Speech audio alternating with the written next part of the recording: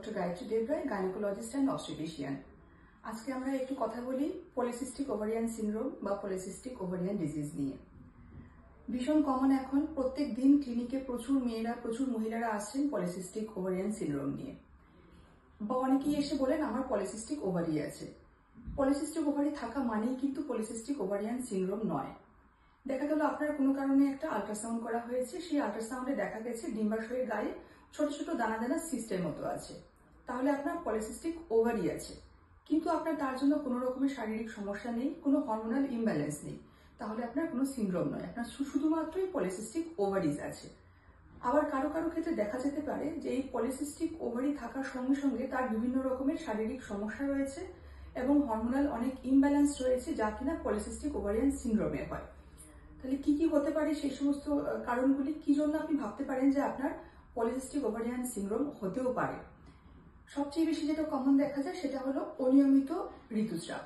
মাসিকের দিনগুলো অনেক পিছিয়ে যায়, বা অনেক ক্ষেত্রেই দেখা যায় মাসিক পুরোপুরি বন্ধ হয়ে থাকছে, শুধুমাত্র ওষুধের দিয়েই মাসিককে চালু করা যাচ্ছে, কিংবা মাসিক বন্ধ থাকছে, বা অনেকদিন পরপর হচ্ছে, হলেও কম হচ্ছে বা বেশি হচ্ছে।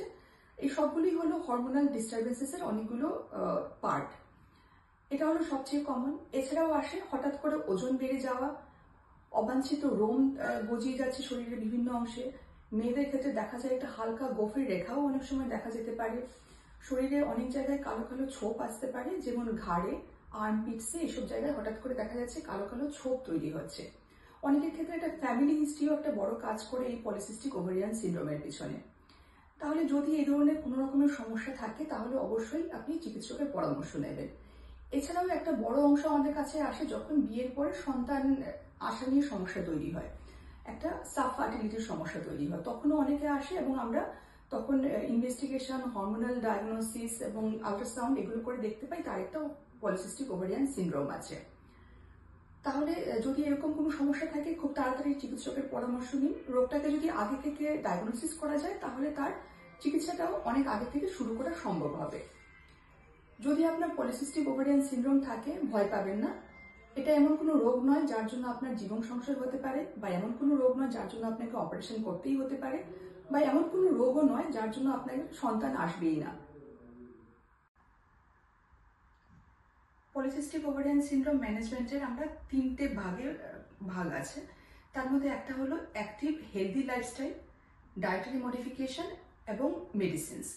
অ্যাক্টিভ হেলদি লাইফস্টাইল কেমন? আজকের জীবনযাত্রায় আমাদের ভীষণ ঘরবন্দি জীবন হয়ে গেছে। মোবাইল, কম্পিউটার, টিভি, এগুলোর মধ্যে ঘরবন্দি জীবন, ফিজিক্যাল অ্যাক্টিভিটি একদমই নেই। তাহলে প্রতিদিনের কাজকর্মের মাঝখানে কমপক্ষে 30 মিনিট হাঁটার অভ্যেস রাখতে হবে। যদি আপনি জিম জয়েন করতে পারেন সেটাও ভালো। যে কোনো রকমের ফিজিক্যাল অ্যাক্টিভিটি সারাদিনের কাজকর্মের মাঝখানে যুক্ত রাখতে হবে। ডায়েটারি কি মডিফিকেশন লাগবে? কার্বোহাইড্রেট কম করতে হবে, শর্করা জাতীয় খাবার, মিষ্টি, চিনি জাতীয় খাবার এগুলিকে অনেক কমিয়ে দিতে হবে। তার বদলে খাবারে রাখতে হবে প্রচুর ফাইবারযুক্ত খাবার। ফাইবারযুক্ত খাবার কি হতে পারে? শাকসবজি, ফ্রুটস, এগুলো হলো ফাইবারযুক্ত খাবার। এগুলো প্রচুর পরিমাণে খাবারে যুক্ত করতে হবে।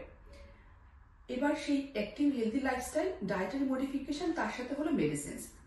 অনেক ক্ষেত্রে আমরা এই সমস্ত ক্ষেত্রে কিছু ওরাল কন্ট্রাসেপটিভ পিল ইউজ করি, আর যারা সন্তান আসার জন্য ট্রিটমেন্ট করাচ্ছেন তাদের ক্ষেত্রে আমরা কিছু নন হরমোনাল মেডিসিন ইউজ করি, তার সাথে ডিম্বাশয়ে ডিম তৈরি করার জন্য কিছু ওভুলেশন ইন্ডাকশন এজেন্টস ইউজ করি।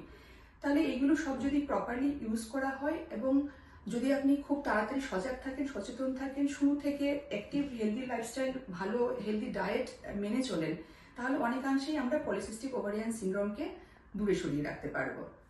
ধন্যবাদ।